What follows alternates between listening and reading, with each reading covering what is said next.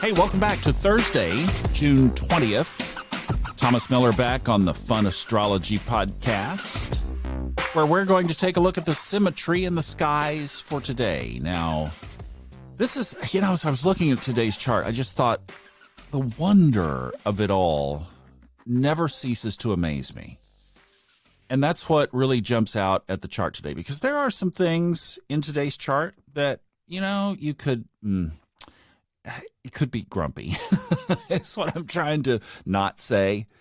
We've got a T-square today, and that was why I just thought, as I was reflecting on this chart, the symmetry of astrology is so amazing.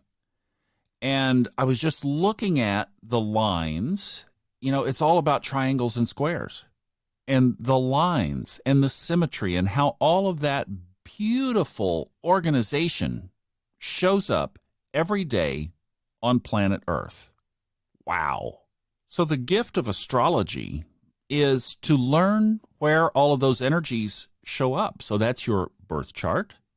Those are your planets, your signs, your houses. And then you extend that to the aspects. That's what we talk a lot about here today, because those are the things that change from day to day. And then you talk about the transits. Those are the planets as they move around the system relative to the day that you were born. And then we talk about the progression. That's the fact that life doesn't stand still and we progress. So the astrological chart progresses. Yeah, what a beautiful and amazing system it is. So we have this big triangle that is comprised of squares. So we might as well talk about this formation called the T-square.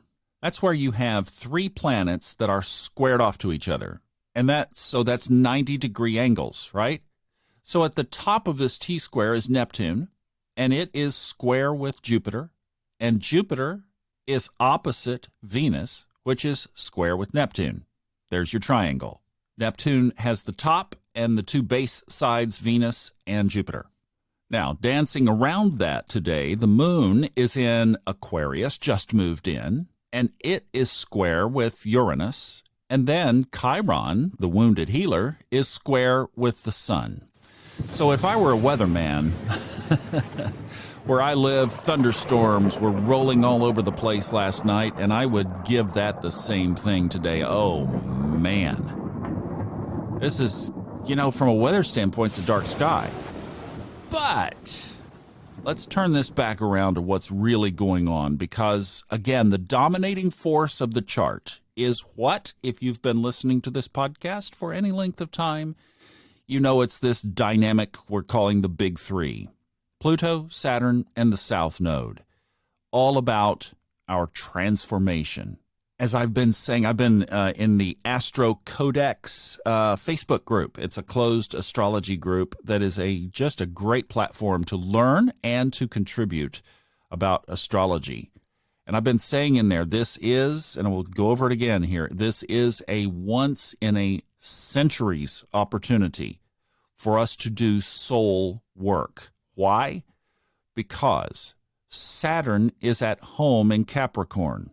Okay, now that's not that big of a deal. It happens every couple of years.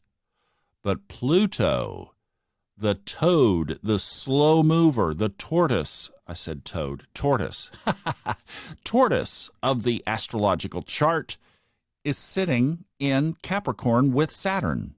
The last time Pluto was in Capricorn, folks, was during the American Revolution in the mid-1700s.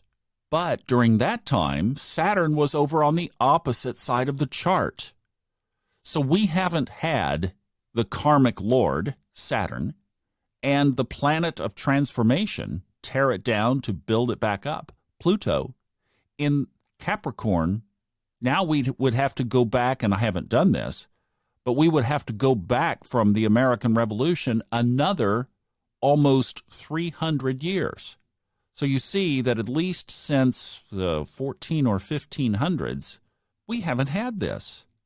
So I'm framing everything around this. So when you see the T-square that we have today, and you have all this grumpy all over the place, and you would think, oh my gosh, the sky is falling, and it's just going to be a terrible day, and everything is bad. No, Don't do that. Not in this chart. Look at it from the soul perspective. Stop that song. Look at it from the soul perspective. That the chart, the universe is just giving you these amazing opportunities to grow. Where might that show up today? Where could you go to the gym and take up a little extra weight and stretch some muscles today around relationships, around your intuition, your spirituality? Maybe your radar compass just doesn't seem like it's on like it normally is. Things that aren't moving forward and you're just having to be patient. Oh, dang. Oh, that universe and its lessons. And then, of course, the ever-present Mercury and Mars in this unfavorable environment that it doesn't like of Cancer, this watery layer of Cancer, across from Saturn and Pluto and the South Node. That's been creating the main tension that you've been feeling. And it's slowly dissipating. Got another couple of weeks of it, but it's slowly moving on out. So, yeah, the whole chart is just kind of in a tense area right now. So that's where you can start to work with those areas. And I love setting intentions around all of this. So you could take every one of those things. You could rewind back over this, take every one of those areas, and just set growth intentions around them. And then call on the universe. Ask the universe for help, insight, reflection. And my very favorite thing is if you're looking for something to do the opposite.